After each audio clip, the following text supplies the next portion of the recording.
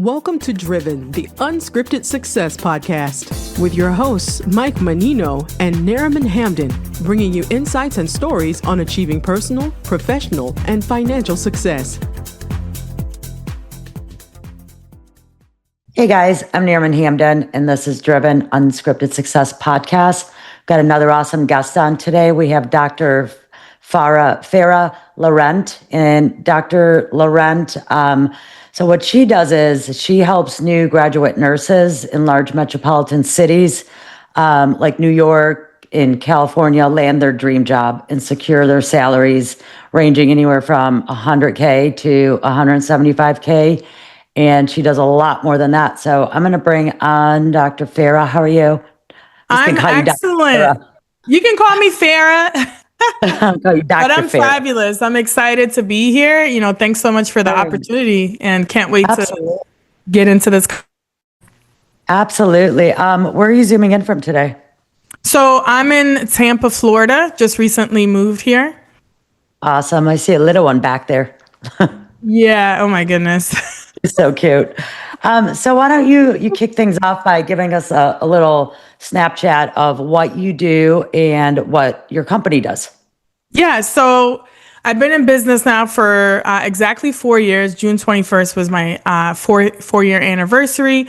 So basically all throughout my 20-year career, I always found myself as a natural coach, mentor, educator, and I always gravitated towards nursing students, helping them.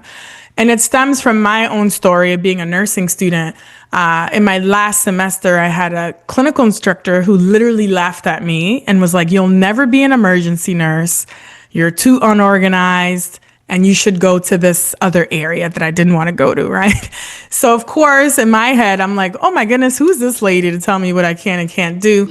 I was like, "Watch me, lady. I will be a badass ER nurse."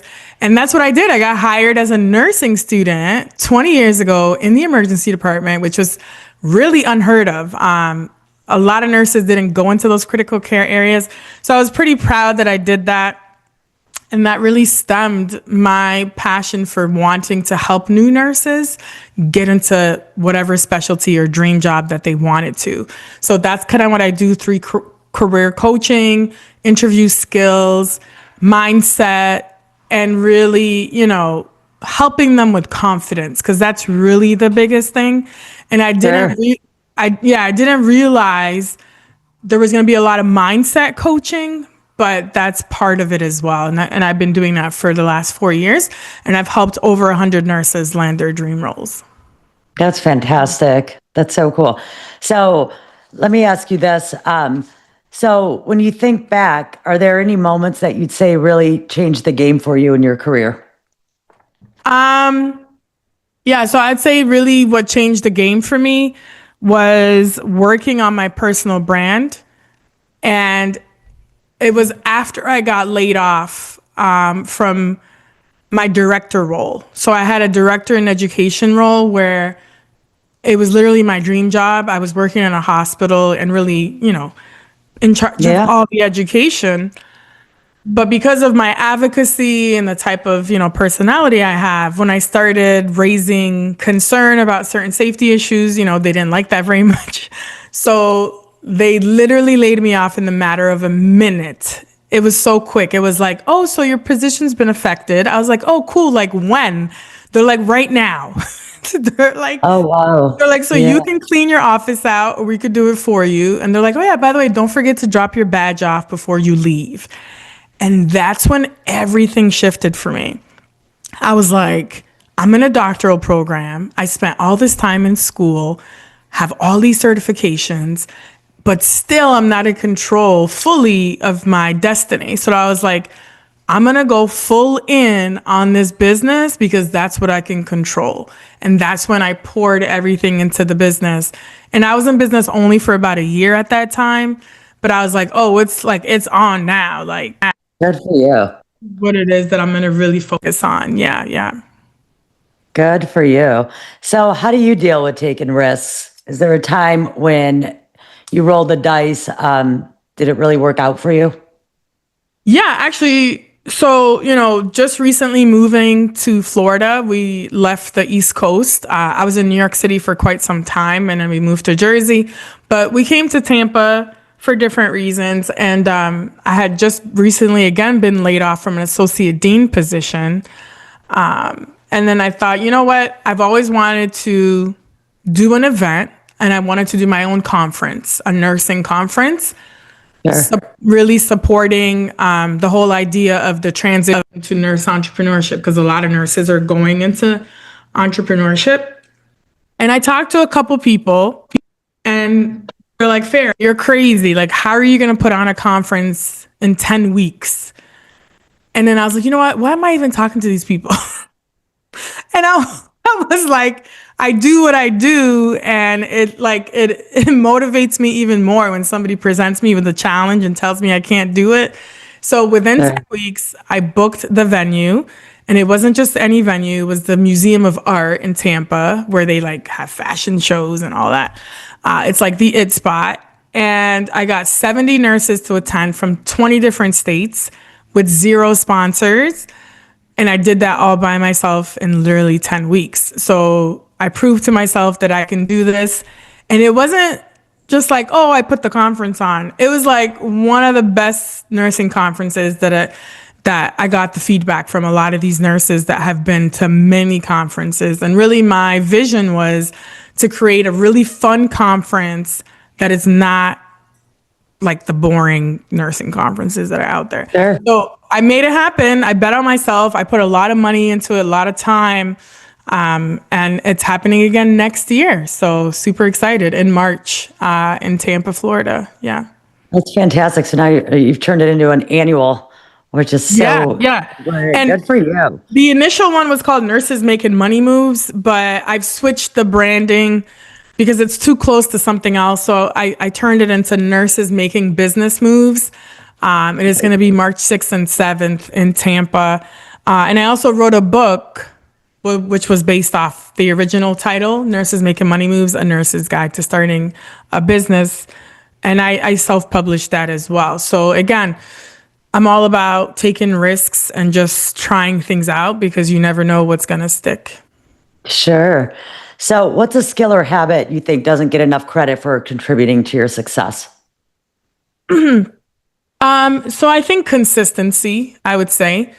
So, a lot of people in their career, or let's say in entrepreneurship, it's not the easiest thing to start a business. Yeah. So people will say, hey, I want to do this thing, let's say a podcast. And then let's say they do it for 30 days and they're like, it's not really working because they're not putting in the work. It's like, you're just doing it for 30 days. How about you do it for 5 years and then see what happens? So really, I think consistency is really what makes people better. Number one, you improve your skills.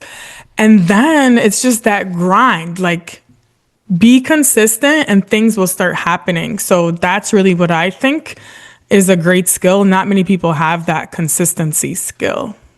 Yeah, I absolutely agree with you. It's a skill that doesn't get enough credit, and it's basically what separates a lot of people from being successful is being consistent and sticking with that. Basically, you're a grinder. You know, it's like, nope, you got to keep going. I hit a bump in the road, but it's okay. It's all part of it, and it's once you know that you're not going to quit because one little thing happened. Right. Stay consistent with it and keep moving. So absolutely. And hence every challenge that you just shared, when you first started off in nursing school and that one instructor was like, you don't have what it takes. And you're like, oh, watch this, right. And so on. So yeah, absolutely. I'm sure leading a team has its challenges. What's your leadership style? And can you give us an example of how it helped you through a tough spot? Yeah, so really, I would describe my leadership style to be a servant leader. And then the other style is it's really a combination of different leadership styles because I really believe in being adaptable to the situation.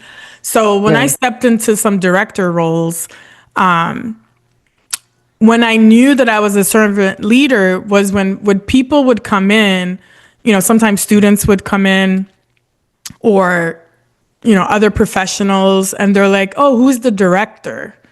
Right? It's almost like they didn't know that I was the director because I was so down to earth and level headed. Like, I'm not like, oh, I'm the boss or I'm the leader, right? Because I almost feel like in order for people to respect you and for you to lead teams, you have to be very approachable and like on the same level and like really in it. So when there's a problem, you have to be in it to try to solve. You're not like, oh, okay, guys, good luck. You're really pulling and leading the team. So that's kind of how my leadership style has always been.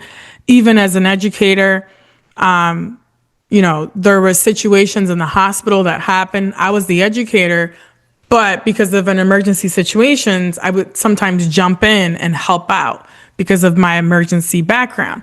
So really that's the type of leader I am. And then also very team orientated, always like getting feedback from the team, getting different ideas. And I'm not one of those leaders like, oh, that's not going to work. Like, let's try it. Let's hear what the ideas are. And let's be a little bit more progressive, because people a lot of times are not that progressive and they just keep doing things that don't work. So I'm very innovative in that way and open to different ideas. Yeah. Yeah. So you think outside the box, and with that said, how do you encourage your team to think outside the box and bring new ideas to the table? I think it's really just about, in every leadership role that I've had, like, from the director to associate dean or whatever I was, it's always about listening to the team, respecting them, and then creating psychological safety. So I really believe in this, and I really believe in creating a healthy work environment that's fun. So like for me, one of my big values is have fun. If we're at work, I'm going to make it fun. I'm like, you could still learn or get the job done and let it be fun, right? Because people don't want to go to work when it's like strict and like a weird vibe. So I always bring the fun vibes, and I think that's how people feel comfortable, and I'm very approachable, and that's kind of how I've always led. Yeah. Yeah. And just, encouraging them in their ideas and being able to run with it and try it, as opposed to like you said, the unprogressive way of been doing things the same for decades and decades, and nothing's happening. You're getting the same result, which is nothing. Right. And also like supporting their professional development and growth. Like I always scheduled professional days where I had different people come in for education, because really that's the only way you're going to grow, whether you're in a business or in your career. It's continuous improvement. So personal development and education is huge, and that's part of what I think helps grow a team and like helps your team get better. Yeah. For sure. It gets them in the right mindset. Yeah. So I'm curious with this question. What's a day in your life look like, and how do you juggle work and everything else? Yeah. So currently right now I'm doing a little bit of consulting work. So I'm working remotely, doing some like education consulting. And then I have one-on-one coaching that I do with my clients, which are the new nurses. So typically I start off my day, of course, with coffee, setting up the kids and all that. And then I'm heavy into creating, like heavy content creator. So I'm either creating content late at night or, in the morning, whether that's dropping my newsletters, creating content, videos, going live. Because I really believe that's what has helped me with my personal branding and growing my following. So I grew my LinkedIn following from 0 to almost now 29,000 and in less than 3 years. And some people may not think that's a lot, because I know people that have like close to 1 million followers. Like my previous marketing coach has close to 1 million. And that's the other thing. I really believe also in personal development for me and getting into coaching, other coaching programs. And I think that's what's helped me along the way in my business and also in my professional career. So yeah, a lot of content creation. And then I like to go outside. So, we'll go to the pool because we moved to Florida for the weather. So we like to go out to the pool sometimes, go for walks. I take the kids to the park or whatever. And then, creating digital products and just staying in the creativity zone is a lot of what I do. Like literally before jumping on this, I just finished my first digital course for new grads called New Nurse to Dream Role. In your new nurse era, how to get hired faster with confidence. So That's a great title. Yeah, I'm gonna be dropping that in July sometime. So I'm super excited. Yeah. That's exciting. That's really exciting. So has there been a book, a podcast, or someone that's really changed your approach or outlook? Yeah. So I would say, again, I follow a lot of millionaires, a lot of marketers, and I'm sure you probably know some of these people. So one big person is Alex Hermosi and Layla Hermosi. I listen to them a lot. Morgan DeBon, the Journey podcast. She was the founder of Blavity and Afrotech. So those are two. Hala Taha, she's another big podcaster out of New York. I think she's originally from New Jersey. Rachel Rogers is another big one that I follow. She just had her conference ROI. I wish I could have went. It was in Cali. And then my marketing coach and some of my business coaches that I listen to their podcasts and stuff like that. So I would say those are the ones that I mainly listen to. And then, like, I forgot his first name. I think his name is Neil Patel. Like, he's a big marketer. Gary V, those types. Yeah, Gary V. Know that one. Yeah, he's a big one. So absolutely. So how do you tackle learning new things, especially stuff that's way outside of your comfort zone? So I think as an educator, and as a nurse, we're natural learners. Like we always say, we're lifelong learners. So I love to learn new things, but I will be honest, I hate learning things like techie things. Although you're into content. So I know, like, for example, I don't like editing my videos. So I use AI and stuff like that. Or I recently got a VA to help me with some of that administrative stuff. I don't like it. I like the creative things. But I do like learning. But the stuff that I don't like to learn, I'll just like try to hire somebody to help me with it. But like, for example, going live, I forced myself to learn how to go live. So I'm like, if I can do that, like literally anybody can do it. So I really push myself when I'm like, it's going to be impactful for my business or whatever it is. And I just go at it. Yeah. It's great. So, it sounds like things are going well for you in your business. As you're looking towards the future, I'm wondering if or how you create passive income, or if you have invested in the past. Yeah. So like I said, my new shift right now is what I really want to do is create more digital courses. I just finished this digital course, which is in the editing phase with the team that I hired. So I think for me, that's going to be a big way to create passive income, especially being a mom of two young kids. And just keep creating those type of digital products and really listening to my audience, the new nurses and also the aspiring nurse entrepreneurs or nurse entrepreneurs. I'm currently also finalizing a partnership with the university where I'm going to create a nurse entrepreneurship course specifically for nurses in their continuing education department, where it'll be available really to any nurse in the US or Canada if they want to purchase it. So that's kind of where I see the business going, more like brand partnerships, more contract type work, because really it's more like, secure, and then passive income in that way of digital products. And then also, I want to do more speaking. I know that's not passive, but yeah, so. Yeah. It's something you enjoy, and you're really good at it. You're a natural. Thank you. You're totally natural at it. So as we're wrapping up the interview, what exciting plans or initiatives do you have planned for the next 6 to 12 months? What do you got going on?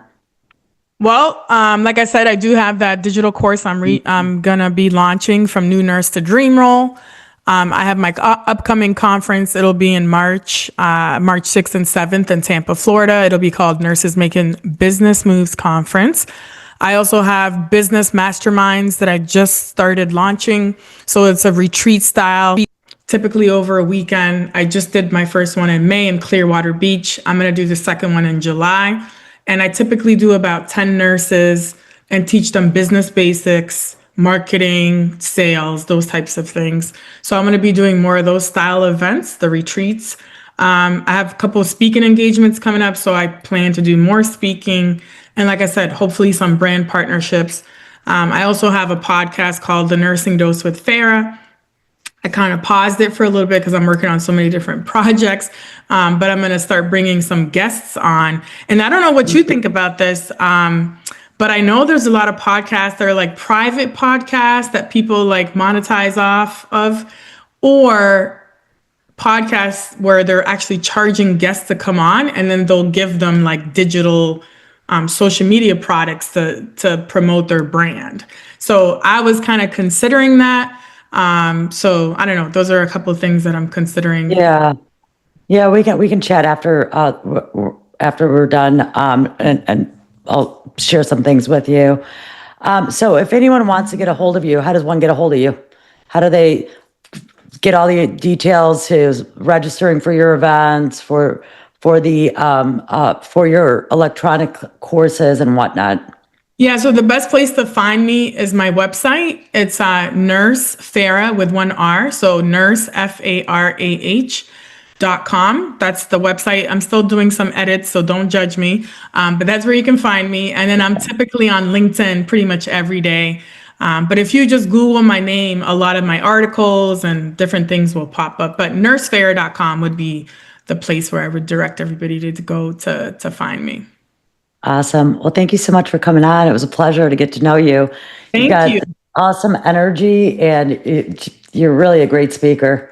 So you're very engaging. So you're going to do very well. Help a lot of nurses become superstars. Thank you so much for having me on the Driven Unscripted Success podcast. I really appreciate it, and I can't wait to see the episode. Awesome. Thank you. We'll see you guys soon. Bye.